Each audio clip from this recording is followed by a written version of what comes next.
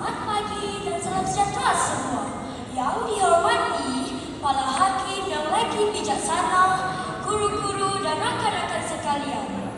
Tajuk cerita saya pada pagi ini ialah Raja Bersiul. Suatu masa dahulu, Raja Mahapritadarya memerintah Kedah.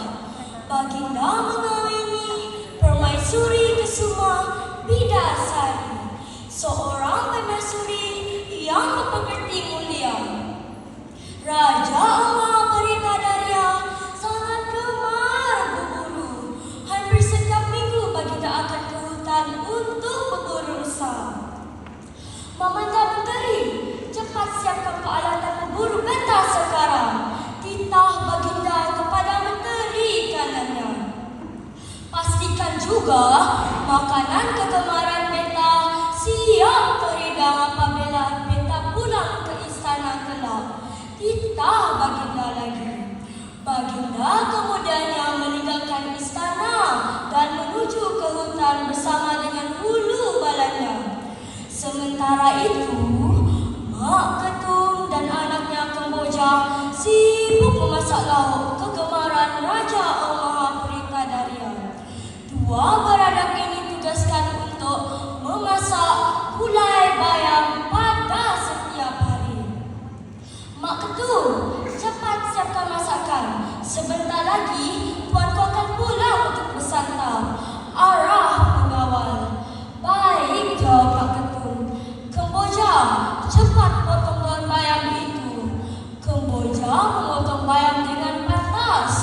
Tiba-tiba, aduh, jerit Kemboja.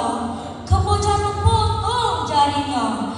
Darah mengalir keluar dan menitik ke atas sayur bayam yang telah siap dipotong. Ibu, bagaimana ini?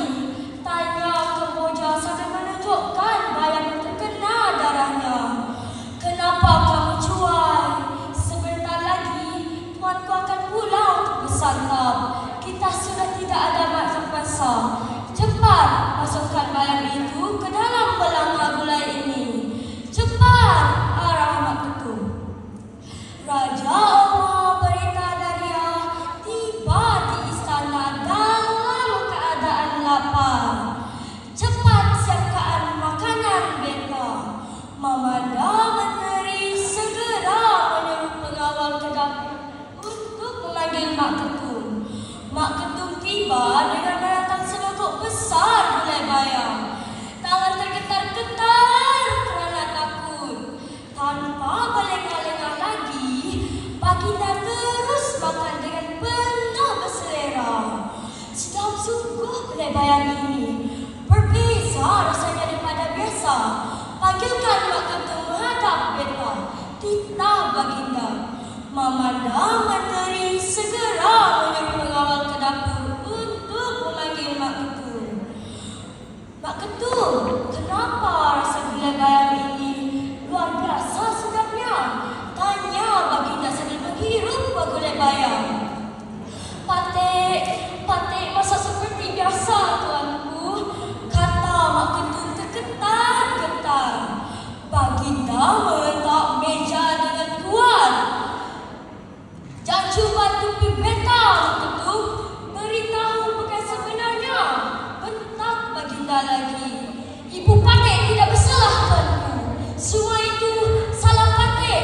Patik tiris jari semasa memotong bayam tadi. Jarak dari Patik keluar dan menitik ke atas sayur bayam yang telah siap dipotong. Terang Kemboja. Darah.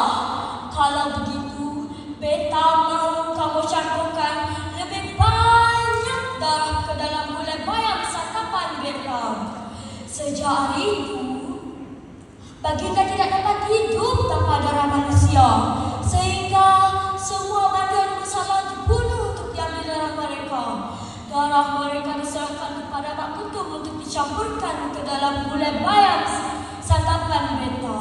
Perbuatan baginda memakan gulai darah manusia itu menyebabkan dua batang taring atau siung tumbuh di mulutnya.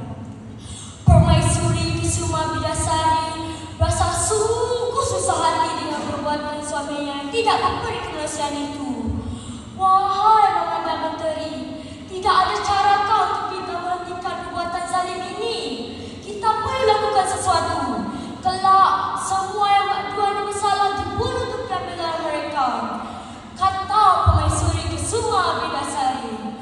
Menjelang tengah malam, Perdana Menteri bersama dengan ulu balanya pergi ke penjara dengan senyap-senyap.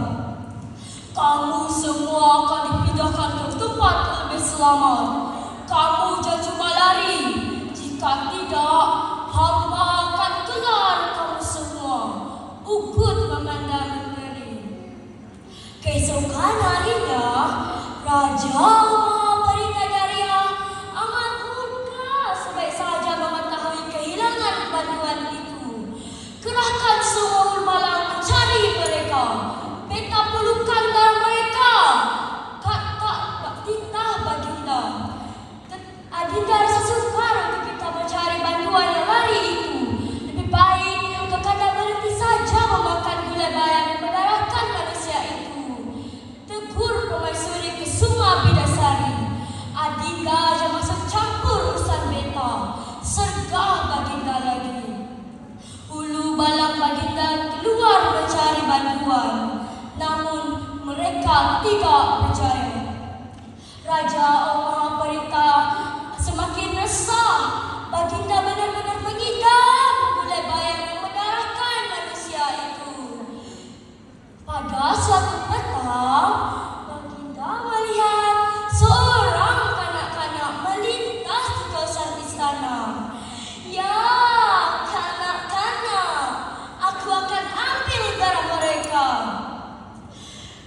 Permaisuri Kusuma Bidasari hanya mampu melihat perkara ini tanpa membuat apa-apa. Rakyat jelata mulai resah.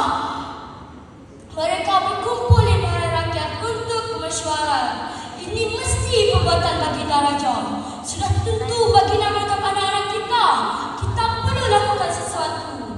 Cadang seorang lelaki. Kita serang istana. Kita bebaskan anak-anak itu. Cadang pemuda lain pula. Mereka segera bergerak ke istana. Kita rempung pagar istana. Kita bebaskan anak-anak itu. Jerit rakyat jelata. Kesemua bulu balang istana terkejut. Mereka tidak bersedia. Rakyat jelata dengan mudah masuk ke kawasan istana. Raja Mahaparita